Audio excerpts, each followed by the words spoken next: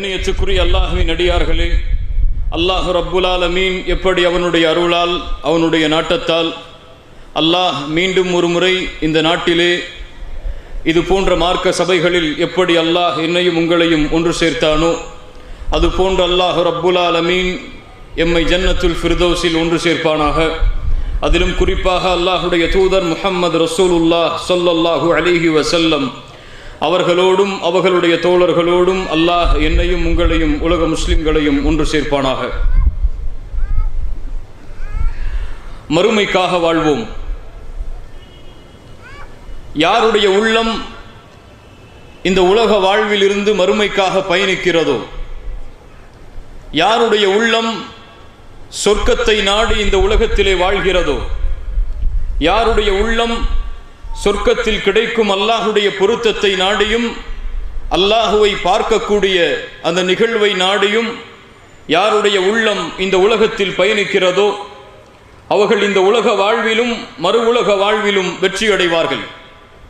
இன்று உலகத்தை பார்த்தால் இந்த மார்க்கத்தை பின்பற்றுவது எம்மில் பலருக்கு சிரமமாக இருக்கிறது. ரசூலுல்லாஹி ஸல்லல்லாஹு அலைஹி வஸல்லம் அவர்கள் சொன்னதை போல் இறுதி காலம் வரும், அந்த காலத்திலே இந்த தீனை பின்பற்றுவது நெருப்பை கையில் வைத்திருப்பதை போல். ஆம், ஹலால் ஹராமை பேணுவதெல்லாம், அல்லாஹுடைய மார்க்கம் எமக்கு விதித்த சட்டங்களையும் வரைமுறைகளையும் செயல்படுத்துவதெல்லாம் எம்மில் பெரும்பாலான மக்களுக்கு சிரமமான ஒன்றாக காட்சியளிக்கிறது. ஏன் தெரியுமா? ஏன் எம்மால் அல்லாஹுடைய கட்டளைகளுக்கும் அல்லாஹுடைய ரசூல் ஸல்லல்லாஹு அலைஹி வஸல்லம் அவர்களுடைய போதனைகளுக்கும் எம்மால் முழுமையாக செவிதாழ்க்க முடியவில்லை. குர்ஆன் ஒன்றை சொன்னது, ஹதீஸ் ஒன்றை சொன்னது. ஆனால் எம்மில் எத்துணை பேருடைய வாழ்க்கை இந்த இரண்டுக்கும் ஒரே பாதையில் அமைந்து கொண்டிருக்கிறது.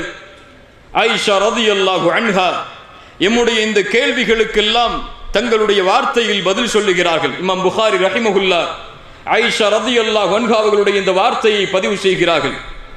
குர்ஆனில் முதலாகவே அல்லாஹ் இறக்கிய வசனங்களில் முதலாவது வசனமாகவே மதுவை அருந்தாதீர்கள் என்று அல்லாஹ் சட்டமாக கொடுத்திருந்தால் எங்களில் எல்லோரும் சொல்லுவோம், ஒருபோதும் எங்களால் மதுவை அருந்தாமல் இருக்க முடியாது என்று. குர்ஆனில் முதலாகவே அல்லாஹ் விபச்சாரத்தின் பக்கம் நெருங்காதீர்கள் என்று சொல்லி இருந்தால் எங்களில் பெரும்பாலான மக்கள் சொல்லுவார்கள், எங்களால் விபச்சாரம் செய்யாமல் இருக்க முடியாது என்று. ஆனால் குர்ஆனிலே அல்லாஹுடைய வஹீயின் மூலமாக எங்களுக்கு முதலாவது கிடைத்த போதனை என்ன தெரியுமா? குர்ஆனில் முஸ்ஹாஃபில் இப்போது அமைந்திருக்கக்கூடிய இறுதி சூறாக்கள், அந்த சூறாக்களில் அல்லாஹ் ரப்புல் ஆலமீன் சொர்க்கத்தை பற்றியும் நரகத்தை பற்றியும் எங்களுடைய உள்ளத்தில் அல்லாஹ் நினைவுபடுத்துவதற்காக அதிகமான வசனங்களை இறக்கினான். எப்போது எங்களுடைய உள்ளம் அந்த வசனங்களை கேட்டு இந்த மார்க்கத்தில் உறுதியானதோ அதற்கு பிறகுதான் அல்லாஹ் இறக்கினான் இது ஹலால் இது ஹராம் என்ற சட்டங்களை. ஆயிஷா ரலியல்லாஹு அன்ஹா என்ன சொல்லுகிறார்கள்? முதலாவதாகவே சட்டங்கள் இறங்கி இருந்தால் ஒருபோதும் எங்களால் செயல்படுத்தி இருக்க முடியாது. எங்களுடைய உள்ளம் சொர்க்கத்தை குறித்து நினைவு காட்டப்பட்டது, எங்களுடைய உள்ளம் நரகத்தை குறித்து நினைவு காட்டப்பட்டது. எப்போது எங்களுடைய உள்ளம் மறுமையின் சிந்தனையால் சூழ்ந்ததோ அப்போதுதான் ஹலால் ஹராமை பேணுவதெல்லாம் எங்களுக்கு எளிதாக மாறியது. ஆம் கண்ணியத்துக்குரியவர்களே, இதுதான் நான் கேட்ட முதல் கேள்வியின் பதில்.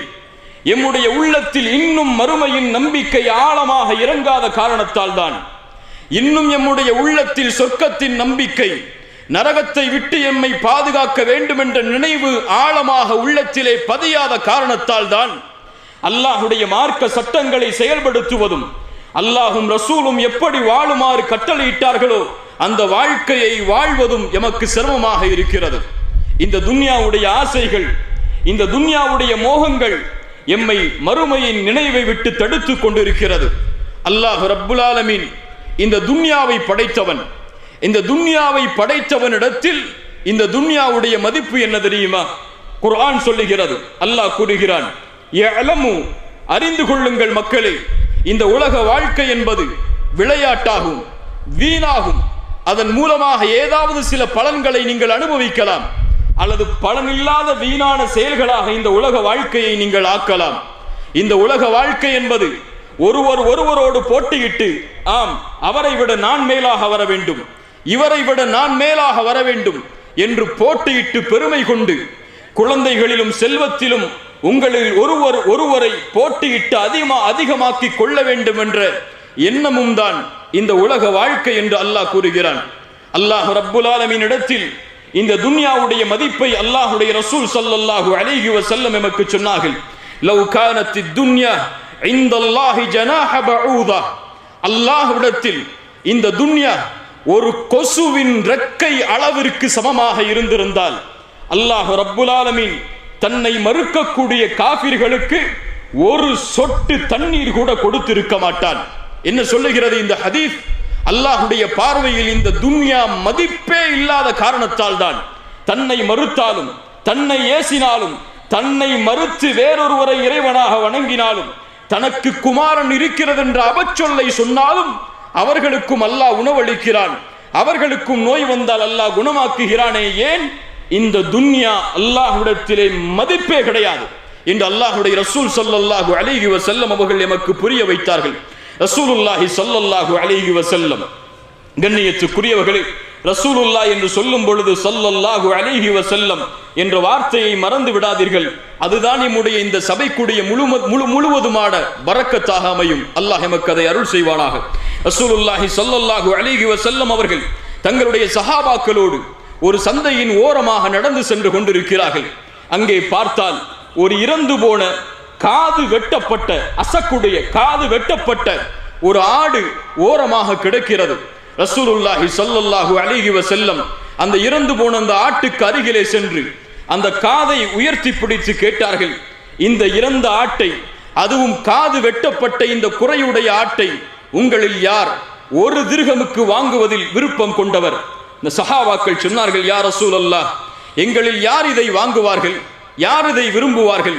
அல்லாஹ்வுடைய தூதரே, உயிரோடு இருந்தாலே இது குறையுடைய ஆடாகிற்று, இது உயிரோடும் இல்லை குறையும் இருக்கிறது இந்த ஆட்டில், இந்த ஆட்டை ஒரு திர்ஹமுக்கு விலை கொடுத்து வாங்குவதற்கு யார் விரும்புவார்கள்?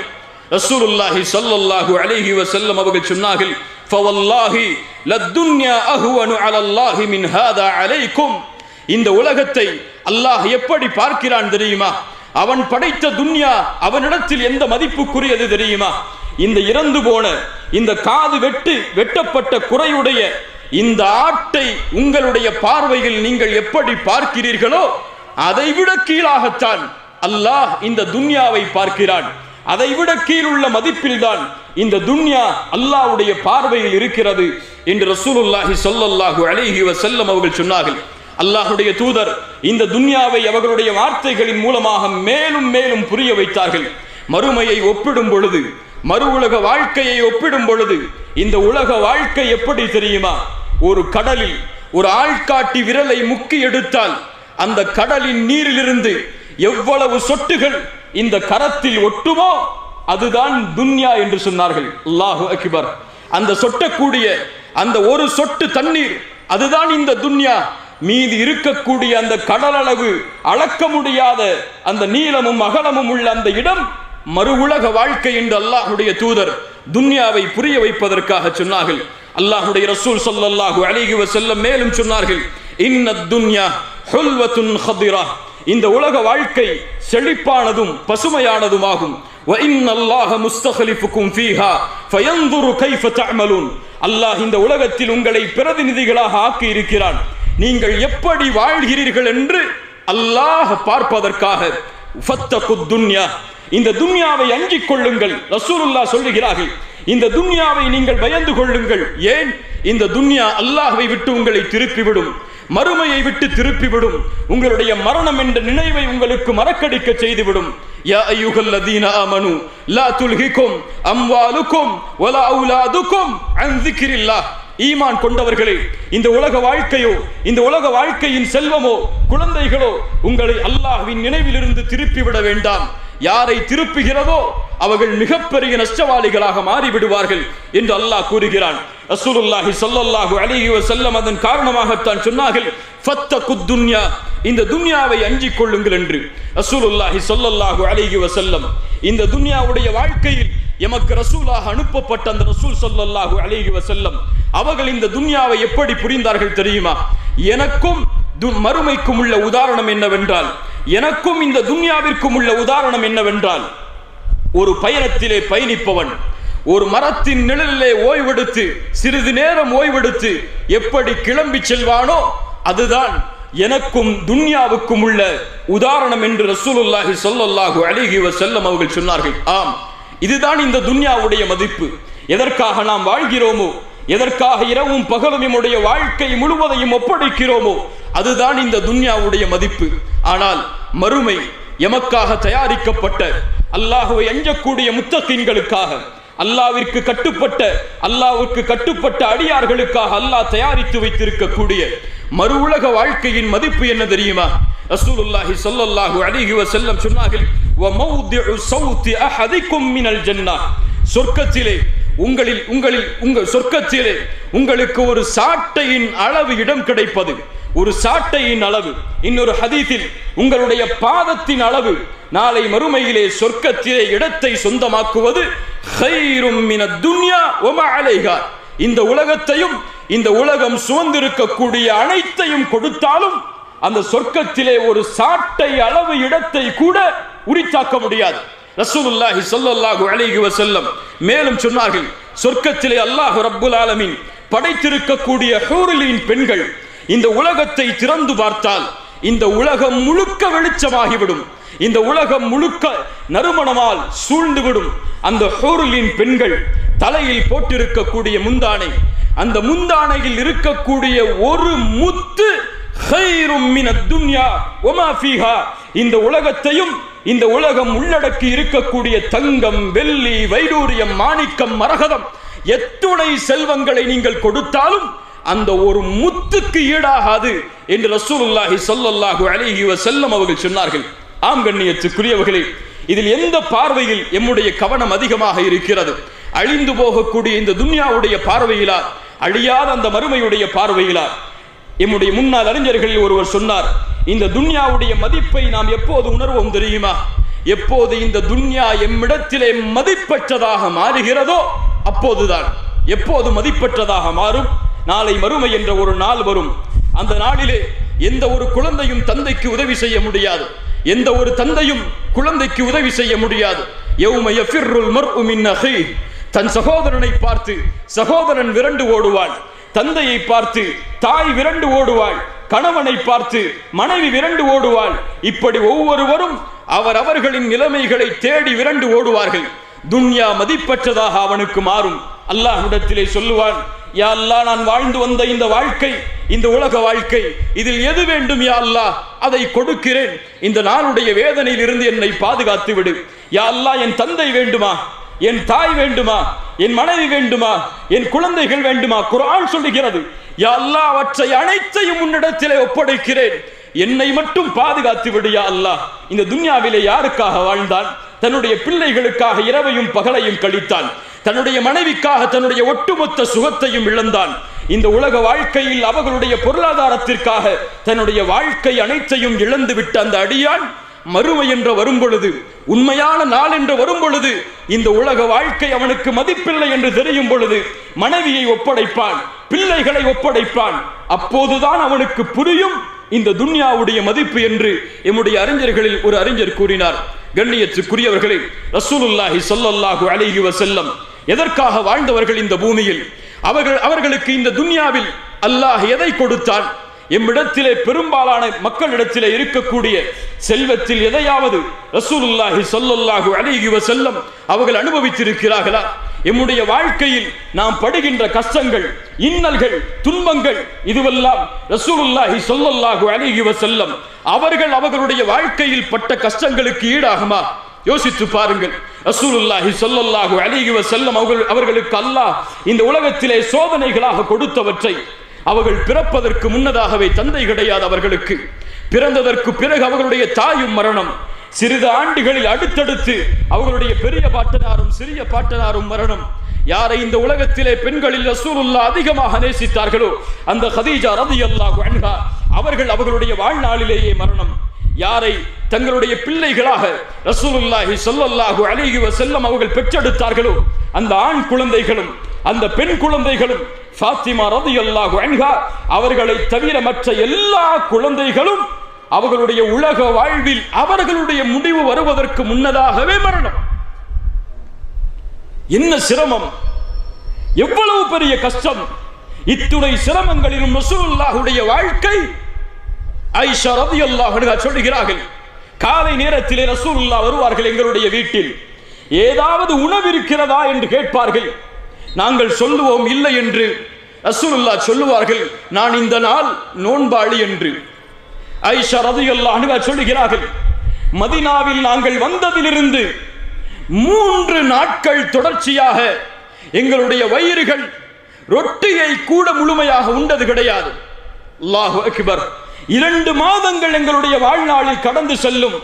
எங்களுடைய வீடுகளில் தண்ணீரும் பேரித்தம்பலமும் தான் எங்களுக்கு உணவாக அல்லாஹ் ரப்புல் ஆலமீன் கொடுத்திருந்தான் என்று யோசித்து பாருங்கள். ரசூலுல்லாஹி ஸல்லல்லாஹு அலைஹி வஸல்லம் அவர்களுடைய வாழ்க்கையை, சஹாபாக்களுடைய வாழ்க்கையை. அல்ஹாகுமுத் தகாசுர் அந்த சூரா இறங்குகிறது. வல துஸ்அலுன்ன யௌமைதின் அனின் நஈம், உங்களுடைய அருட்கொடைகளுக்காக நீங்கள் மறுமையில் விசாரிக்கப்பட்டே தீருவீர்கள் என்ற வசனம் இறங்குகிறது.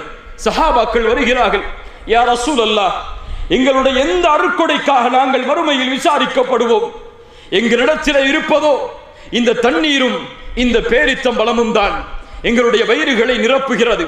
எங்களுடைய வாள்களோ கழுத்தில் தொங்கவிடப்பட்டிருக்கிறது. எங்களுடைய எதிரிகளோ எங்களுக்கு முன்னால் இருக்கிறார்கள். இந்த நேரத்திலே கிடைக்கக்கூடிய இந்த சிறிய தண்ணீரும் பேரித்தம்பலமும் இந்த உணவும் இந்த அருட்கொடையும் எங்களுக்கு நாளை மறுமையிலே விசாரிக்கப்படுமா? ரசூலுல்லாஹி ஸல்லல்லாஹு அலைஹி வஸல்லம் சொன்னார்கள், இன்ன ذلك ليكون, அது நடந்தே தீரும் என்று. அல்லாஹு அக்பர். கலீஃபா உமர் இப்னு அல்-கத்தாப் ரலியல்லாஹு அன்ஹு மிம்பரிலே ஏறி நிற்பார்கள். இந்த உலகமெல்லாம் அவர்களுக்கு முன்னால் கொண்டு வந்து வைக்கப்பட்டது. 14 ஒட்டுகளுடைய ஆடைகளோடு கலீஃபா மிம்பரில் ஏறி நிற்பார். அலி இப்னு அபி தாலிப் ரலியல்லாஹு அன்ஹு ரசூலுல்லாஹுடைய மருமகன், ரசூலுல்லாஹுடைய வளர்ப்பில் வளர்ந்த பிள்ளை.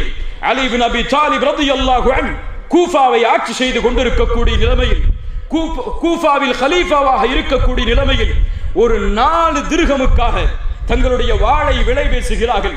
நபித்தோழர்கள் கேட்டார்கள், அலி இப்னு அபி தாலிப் அவர்களே, இந்த 4 திர்ஹமுக்காக உங்களுடைய வாளை ஏன் நீங்கள் விலை பேசுகிறீர்கள்? ஒரு நல்ல ஆடையை வாங்கி உடுக்க வேண்டும் என்பதற்காகத்தான் என்று அலி இப்னு அபி தாலிப் ரலியல்லாஹு அன்ஹு அவர்கள் சொன்னார்கள். யோசித்து பாருங்கள் இந்த ரசூலுல்லாஹுடைய வாழ்க்கையை, யோசித்து பாருங்கள் இந்த நபித்தோழர்களுடைய வாழ்க்கையை. உமர் இப்னு அல்-கத்தாப் ரலியல்லாஹு அன்ஹு, உங்களுடைய கவனங்களை கொஞ்ச நேரம் என்னிடத்திலே கொடுங்கள். அல்லாஹ் ரப்புல் ஆலமீன் நமக்கு அருள் செய்யட்டும். அல்லாஹ் இதன் மூலமாக நம்முடைய வாழ்வில் பலனை ஏற்படுத்தட்டும். உமர் இப்னு அல்-கத்தாப் ரலியல்லாஹு அன்ஹு ரசூலுல்லாஹி ஸல்லல்லாஹு அலைஹி வஸல்லம் அவர்கள் தங்கி இருக்கக்கூடிய அறையில் நுழைகிறார்கள். அங்கே பார்க்கிறார்கள் ரசூலுல்லாஹை சுற்றி இருக்கக்கூடிய உலக விஷயங்களை. ரசூலுல்லாஹி ஸல்லல்லாஹு அலைஹி வஸல்லம் அவர்கள் படுத்திருந்த அந்த விரிப்புகளை எல்லாம் உமர் இப்னு அல்-கத்தாப் ரலியல்லாஹு அன்ஹு அவர்கள் பார்க்கிறார்கள். ரசூலுல்லாஹ் எழுந்திருக்கிறார்கள். அந்த விரிப்பில் இருந்து அவர்களுடைய முதுகில் அந்த விரிப்பில் படுத்திருந்த அடையாளங்கள் எல்லாம் தெரிய ஆரம்பிக்கிறது. அல்லாஹுடைய ரசூலுடைய, உலகத்தின் தலைவருடைய, அல்லாஹுடைய ஹபீபுடைய நிலைமையை பார்த்தவுடன் உமர் அவர்கள் தாரை தாரையாக அழ ஆரம்பிக்கிறார்கள். ரசூலுல்லாஹி ஸல்லல்லாஹு அலைஹி வஸல்லம் கேட்டார்கள், உமரே ஏன் அழுகிறீர் நீங்கள்? ரசூலுல்லாஹ்வை பார்த்து உமர் இப்னு அல்-கத்தாப் ரலியல்லாஹு அன்ஹு அவர்கள் சொன்னார்கள், யா ரசூலல்லாஹ், கிஸ்ரா கைசருடைய கோட்டைகளில் வசிக்கக்கூடிய அரசர்கள் எல்லாம் அவர்களுடைய நிலைமையில் இருக்கும் பொழுது எங்களுடைய ரசூல் நீங்கள், இந்த உலகத்தின் தலைவர் நீங்கள், உங்களுடைய நிலைமை ஒரு படுப்பதற்கு சரியான விரிப்பு இல்லாத நிலைமையே. அல்லாஹ்வுடைய ரசூல் ஸல்லல்லாஹு அலைஹி வஸல்லம் இந்த துன்யாவை புரிந்தவர்கள், மறுமைக்காக தன்னுடைய வாழ்வை தயார்படுத்தியவர்கள். அவர்கள் சொன்னார்கள், அமா தர்தா யா உமர், அமா தர்தா யா உமர் அன் தகூன லஹுமுத் துன்யா வலனல் ஆகிரா. சுப்ஹானல்லாஹ், என்ன வார்த்தை இது! உமரே, நீ பொருந்திக் கொள்ளவில்லையா? அவர்களுக்காக, காஃபிர்களுக்காக, முஷ்ரிக்குகளுக்காக, அல்லாஹ்வை மறுக்கக்கூடிய மக்களுக்காக இந்த உலகமும் எமக்காக மறுமையும் இருப்பதை உமரே நீ பொருந்திக் கொள்ளவில்லையா என்று ரசூலுல்லாஹி ஸல்லல்லாஹு அலைஹி வஸல்லம் அவர்கள் கேட்டார்கள். அப்துர் ரஹ்மான் இப்னு அவுஃப் ரலியல்லாஹு அன்ஹு பின்னால் காலத்திலே அவர்களுக்கு முன்னால் இஃப்தாருடைய உணவு வைக்கப்படுகிறது. வகை வகையான உணவுகள். மிகப்பெரிய செல்வந்த நபித்தோழர் அப்துர் ரஹ்மான் இப்னு அவுஃப் ரலியல்லாஹு அன்ஹு அவர்களுக்கு முன்னால் உணவு வைக்கப்பட்டவுடன், இஃப்தாருடைய உணவை பார்த்தவுடன் அப்துர் ரஹ்மான் அவர்கள் அழ ஆரம்பிக்கிறார்கள். அழுது சொன்னார்கள், குத்தில முஸ்அப் இப்னு உமைர், எங்களோடு முஸ்அப் இப்னு உமைர் வாழ்ந்தார். அல்லாஹு அக்பர். என்ன ஒரு நபித்தோழர் அவர்! அவருடைய வாழ்வை எப்படி இந்த நேரத்திலே சொல்லாமல் இருக்க முடியும்? மிகப்பெரிய செல்வந்தவராக இருந்து அல்லாஹுடைய தீனுக்காக, மறுமைக்காக ஒட்டுமொத்த செல்வத்தையும் இழந்த அந்த நபித்தோழரை கொஞ்சம் நினைத்து பாருங்கள். அந்த முஸ்அபை நினைக்கிறார் அப்துர் ரஹ்மான் இப்னு அவுஃப். அந்த உணவை பார்க்கும் பொழுது முஸ்அப் இப்னு உமைர் எங்களோடு வாழ்ந்தார். அவர் யார் தெரியுமா? வஹுவ கைரும் மின்னி. அல்லாஹு அக்பர். அவர் என்னை விட சிறந்தவர். ஆம், நபித்தோழர்கள் அப்படித்தான். அவர்கள் இன்னொரு நபித்தோழரை தன்னை விட சிறந்தவராக பார்ப்பார்கள். இன்னொரு நபித்தோழர் முன்னால் சென்று தான் பின்னால் வருவதை அந்த நபித்தோழர்கள் பெருமையாக நினைத்தார்கள். பிற சஹாபியுடைய முன்னேற்றத்தில் விருப்பம் கொண்டு இந்த பூமியில் வாழ்ந்தார்கள். ஏன்? அவர்களுக்கு இந்த உலகத்திலே செல்வம் பெரிதில்லை, இந்த உலகத்திலே ஆட்சி அதிகாரங்கள் பெரிதில்லை, அவர்களுக்கு இந்த உலகத்திலே ஹிலாஃபத் பெரிதில்லை, அவர்களுக்கு இந்த உலகத்திலே தலைமைத்துவம் பெரிதில்லை, அவர்களுக்கு இந்த உலகத்திலே மக்களுக்கு முன்னால் நான் தெரிய வேண்டும் என்ற நினைவு பெரிதில்லை. அபு உபைதா ரலியல்லாஹு அன்ஹு, காலித் இப்னு வலீத் ரலியல்லாஹு அன்ஹு, இந்த இருவருக்கும் அல்லாஹ்வுடைய ரசூல் ஸல்லல்லாஹு அலைஹி வஸல்லம் அவர்களுடைய மரணத்திற்கு பிறகு நடந்த நிகழ்வுகளை நினைத்து பாருங்கள். கண்கள் கலங்கிவிடும். அந்த நிகழ்வுகளை நினைத்து பார்த்தால் அல்லாஹ்வுடைய தூதர் ஷாமை நோக்கி அனுப்பக்கூடிய படைக்கு அபு உபைதாவை படை தளபதியாக ஆக்கினார்கள். அபூபக்கர் சித்திக் ரலியல்லாஹு அன்ஹு ஆட்சி பொறுப்பை எடுத்தவுடன் காலித் இப்னு வலீதை அந்த படைக்கு தளபதியாக ஆக்கி அபு உபைதாவை அந்த படையின் பின்னால் படை தளபதியாக ஆக்கி பின்னால் படையில் உள்ளவராக ஆக்கினார்கள். உமர் இப்னு கத்தாப் ரலியல்லாஹு அன்ஹு மறுபடியும் ஆட்சிக்கு வந்தவுடன், இரண்டாவது ஹலீஃபாவாக வந்தவுடன் காலித் இப்னு வலீதை ஆட்சி பொறுப்பிலிருந்து இறக்கி அபு உபைதாவை மீண்டும் அந்த படைக்கு தளபதியாக மாற்றினார்கள். அந்த இருவருக்கும் நடந்த அந்த கடித பரிமாற்றங்கள், அந்த இருவருக்கும் நடந்த அந்த உரையாடல்கள், இதையெல்லாம் கொஞ்சம் நினைத்து பாருங்கள். அவர்களுடைய உள்ளத்தில் எது குடிகொண்டிருந்தது என்பதை நாம் உணர முடியும். அப்துர் ரஹ்மான் இப்னு அவுஃப் ரலியல்லாஹு அன்ஹு அவர்கள் தொடர்கிறார்கள், எங்களிடத்திலே வாழ்ந்த முஸ்அப் இப்னு உமைர் மரணித்தார். அவருடைய கஃனை மூடுவதற்காக கஃன் துணி கொண்டு வரப்பட்டது. அவருடைய காலை மூடினால் தலை தெரிந்தது. ஏதோ இது கவிதை நடையில் சொல்லக்கூடிய வார்த்தையாக இருக்கலாம். ஆனால் உணர்ந்து பாருங்கள் கண்ணியத்துக்குரியவர்களே. ஒரு அறிஞர் சொல்லுவார், இந்த உலகத்திலே எம்முடைய செல்வம் என்று இருக்கக்கூடிய ஒரே ஒரு செல்வம், இந்த பூமியில் இருந்து நாம் எடுத்துச் செல்லக்கூடிய ஒரே ஒரு செல்வம், நம்முடைய மையத்தின் மீது போடப்படக்கூடிய அந்த கஃனுடைய துணி. அந்த கஃனுடைய துணிக்கு கூட முழுமை இல்லாமல் முஸ்அப் இப்னு உமைர் காலை மூடினால் தலை தெரிந்தது, தலையை மூடினால் கால் தெரிந்தது. அல்லாஹு அக்பர். மீதி இருக்கக்கூடிய உறுப்புகளை இலை தலைகளால் மறைத்து நாங்கள் அடக்கம் செய்தோம். அவர்களுடைய மரணத்திற்கெல்லாம் பிறகு இந்த உலக வாழ்க்கை எங்களுக்கு விரித்து காட்டப்படுகிறது. நான் பயப்படுகிறேன். ஒரு நபித்தோழருடைய பயத்தை பாருங்கள். ஆம், இது உண்மையின் பயம்தான். நான் பயப்படுகிறேன். அல்லாஹ் ரப்புல் ஆலமீன் நாங்கள் செய்த நன்மைகளுக்குரிய கூலியை எல்லாம் இந்த உலகத்தின் செல்வமாக, இந்த உலகத்தின் வசதி வாய்ப்புகளாக அல்லாஹ் முற்படுத்தி கொடுத்து விட்டானோ என்று நான் பயப்படுகிறேன். ஆம், குர்ஆன் அதை சொல்லுகிறது. அல்லாஹ் கூறுகிறான், மன் கான யுரீதுல் ஹயாத்தத் துன்யா வஸீனதஹா நுவஃபி இலைஹிம் அஅமாலஹும் ஃபீஹா. யார் இந்த உலக வாழ்வை விரும்புகிறார்களோ, யார் இந்த உலக வாழ்வின் அலங்காரத்தின் மீது ஆசை கொள்கிறார்களோ, அவர்களுக்கு அவர்கள் இந்த உலகத்திலே செய்யக்கூடிய அமல்களின் கூலிகளை இந்த உலகத்திலேயே நாம் கொடுத்து விடுவோம். அப்துர் ரஹ்மான் இப்னு அவுஃப் ரலியல்லாஹு அன்ஹு அதை பயப்படுகிறார். இந்த உலக வாழ்க்கை எங்களுக்கு கொடுக்கப்பட்டது, நாங்கள் செய்த நன்மைகள் முற்படுத்தப்பட்டு விட்டதோ என்று கூறி அழுதவர்களாக அந்த இடத்தை விட்டு அந்த உணவை புறக்கணித்து சென்று விடுகிறார். ரசூலுல்லாஹி ஸல்லல்லாஹு அலைஹி வஸல்லம் இதை தங்களுடைய வார்த்தையில் சொன்னார்கள், மன் கானத்தித் துன்யா ஹம்ம. யாருடைய உள்ளத்தில் இந்த உலக வாழ்க்கை நோக்கமாக எண்ணமாக இருக்கிறதோ அவர்களுடைய காரியங்களை விட்டு அல்லாஹ் அவர்களை பிரித்து வறுமையை அவர்களுடைய கண்களுக்கு முன்னால் அல்லாஹ் கொண்டு வந்து விடுவான். என்ன அர்த்தம்? யார் இந்த உலக வாழ்க்கையை நோக்கி ஓடுகிறானோ அவனுடைய எல்லா காரியமும் அவனிடமிருந்து பிரிக்கப்படும். கோடிகளை சேர்க்கலாம், லட்சங்களை சேர்க்கலாம், ஆனால் பயந்து கொண்டே இருப்பான். வறுமை ஏற்பட்டு விடுமோ, நஷ்டவாளியாக நான் மாறிவிடுவோனோ என்று. அவன் எவ்வளவுதான் ஓடினாலும் அவனுக்கு அல்லாஹ் விதித்ததைத்தான் அவன் அடைந்து கொள்ள முடியும். யாருடைய நோக்கம் மறுமையாக மாறுகிறதோ அல்லாஹ் அவனுடைய காரியங்களை ஒன்று சேர்ப்பான். அவனுடைய உள்ளத்தில் அல்லாஹ் கினா என்ற நிறைவை, செல்வ செழிப்பான நிறைவை அல்லாஹ் தருவான். அந்த செல்வம் என்ன? கோடிகளை கொடுப்பதா? கிடையாது. அவர் 1000 தீனாரை 1000 ரியாதை தன்னுடைய வாழ்வில் சம்பாதித்தாலும் நிம்மதியோடு வாழ்வார். கோடியில் இல்லாதவன் நிம்மதியை கூட 1000 ரியாதை கொண்டு அவர் மாதத்தில் அடைய முடியும். அப்படிப்பட்ட மன நிறைவை அல்லாஹ் அவருடைய உள்ளத்தில் கொடுப்பான். அல்லாஹு அக்பர். யார் மறுமையை நோக்கி பயணிக்கிறானோ அவனுக்கு அல்லாஹ் மறுமையை மட்டும் தான் கொடுப்பானா? உலக வாழ்வை அல்லாஹ் கொடுக்க மாட்டானா? அல்லாஹுடைய ரசூல் சொன்னார்கள், யார் இந்த உலக வாழ்வை விட்டு மறுமையை நோக்கமாக கொண்டு பயணிக்கிறானோ அவனுக்கு முன்னால் இந்த துன்யா பணிந்து விடும். இந்த துன்யா பணிந்த நிலையில் வரும். அவன் தேட மாட்டான், ஆனால் இந்த துன்யா அவனை கண்ணியப்படுத்தி கொண்டே இருக்கும் என்று ரசூலுல்லாஹி ஸல்லல்லாஹு அலைஹி வஸல்லம் அவர்கள் சொன்னார்கள். மறுமையை முன்னோக்கிய நபித்தோழர்கள் இவர்கள் எல்லாம். பத்ருடைய களத்தில் அல்லாஹ்வுடைய ரசூல் ஸல்லல்லாஹு அலைஹி வஸல்லம் அவர்கள் சொன்னார்கள், கூமு இலல் ஜன்னah. மறுமையை நினைவுபடுத்துகிறார்கள். போர்க்களத்தில் சொர்க்கத்திற்காக எழுந்திருங்கள். அதனுடைய அகலம் வானம் பூமிகளை வியாபித்திருக்கிறது. ஒரு நபித்தோழர் உமைர் இப்னுல் ஹுமாம் ரலியல்லாஹு அன்ஹு கையில் பேரித்த மலத்தை சாப்பிட்டுக் கொண்டிருக்கிறார். சில வார்த்தைகளை சொல்லுகிறார். ரசூலுல்லாஹ் சொன்னார்கள், ஏன் இந்த வார்த்தையை சொன்னாய் உமைர் இப்னு ஹுமாம் அவர்களே? அந்த நபித்தோழர் சொன்னார், யா ரசூலல்லாஹ், சொர்க்கம் அவ்வளவு அழகானதா? அதில் உள்ளவனாக நான் மாற வேண்டும் என்பதற்காகத்தான் இப்படி ஆசை கொண்டேன்.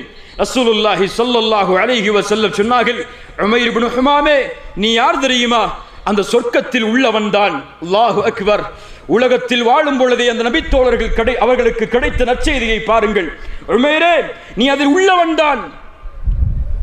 ரசூலுல்லாஹ்விடமிருந்து சொர்க்கத்தின் நற்செய்தியை உலகத்தில் கேட்ட மாத்திரத்தில் அந்த நபித்தோழர் பேரித்த மலத்தை சாப்பிட்டுக் கொண்டிருக்கக்கூடிய நேரத்தில் அதை தூக்கி எறிந்து சொன்னார், சொர்க்கம் எனக்கு சுப செய்தி கூறப்பட்டதற்கு பிறகு இந்த உலக வாழ்வில் நான் வாழ்வதை மிக நீளமாக வெட்கமாக கருதுகிறேன் என்று கூறி தூக்கி எறிந்தார்.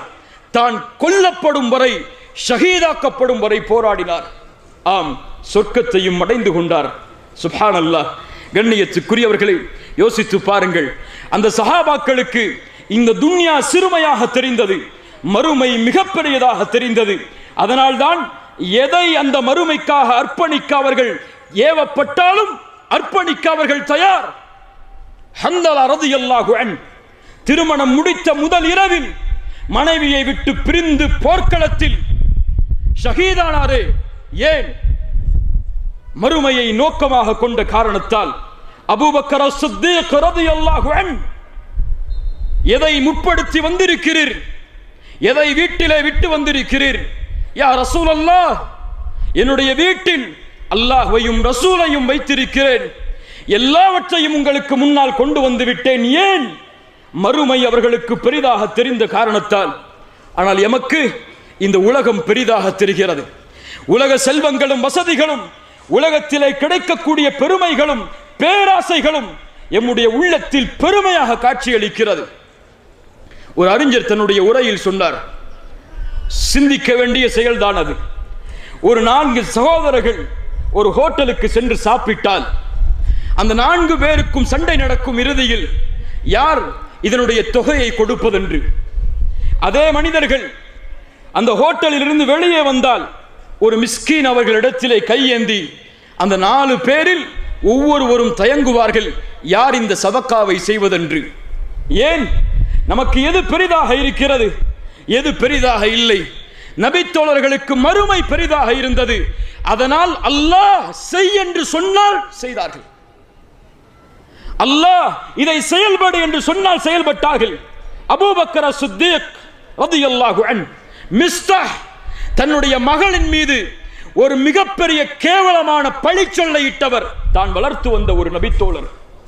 ஆனால் அவருக்கு இனிமேல் நான் கொடுத்து வந்த உதவியை செய்ய மாட்டேன் என்று சத்தியமிட்ட பொழுது அல்லாஹ் வசனத்தை இருக்கிறான், அலா துஹிப்பூன அய்யக்ஃபிரல்லாஹு லக்கும், உங்களை அல்லாஹ் மன்னிப்பதை நீங்கள் விரும்பவில்லையா? மன்னியுங்கள், பிறரை விட்டுக் கொடுங்கள். அல்லாஹ்விடத்திலிருந்து இந்த வசனம் இறக்கப்பட்டவுடன் அபூபக்கர் ரலியல்லாஹு அன்ஹு சொன்னார்கள், மிஸ்தஹுக்கு நான் செய்து வந்த உதவியை இனிமேல் தொடர்வேன் என்று. ஏன்? அவர்களுக்கு தேவை மறுமை. அதற்காக எதை இழக்கவும் அவர்கள் தயார். எமக்கு தேவை இந்த உலகம் இல்ல மாஷா அல்லாஹ். அதனால் மறுமைக்காக எதை இழக்க கூறினாலும் கொஞ்சம் பின்னால் செல்கிறோம். அல்லாஹ் எம்மை பாதுகாப்பானாக. கண்ணியத்துக்குரியவர்களே, இந்த துன்யாவை நாம் விசாலமாக பார்க்கிறோம். இந்த துன்யாவுடைய வசதி வாய்ப்புகளை நாம் பெரிதாக பார்க்கிறோம். நபித்தோழர்கள் இதை இறுக்கமான வாழ்வாக பார்த்தார்கள். ரிபி இப்னு ஆமிர் ரலியல்லாஹு அன்ஹு ஏழ்மையான நபித்தோழர். ருஸ்தும் மிகப்பெரிய பாரசீக நாட்டின் அதிபதி.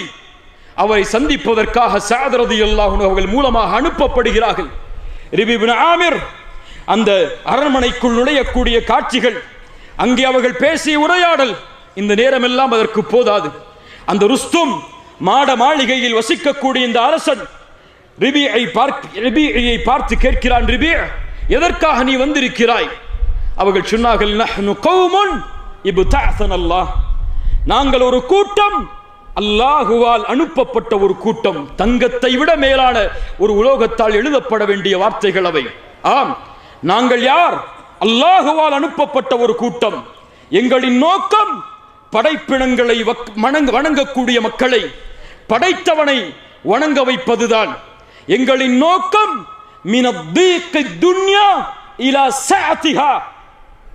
சுப்ஹானல்லாஹ். சஹாபாக்கள் இந்த துன்யாவை புரிந்தார்கள். எங்களுடைய நோக்கம் இந்த உலக வாழ்வின் நெருக்கடியை விட்டு விசாலத்தின் பக்கம் அழைப்பதற்காக. எது விசாலம்? ஈமானோடு எது இல்லாமல் வாழ்ந்தாலும் இதுதான் விசாலம்.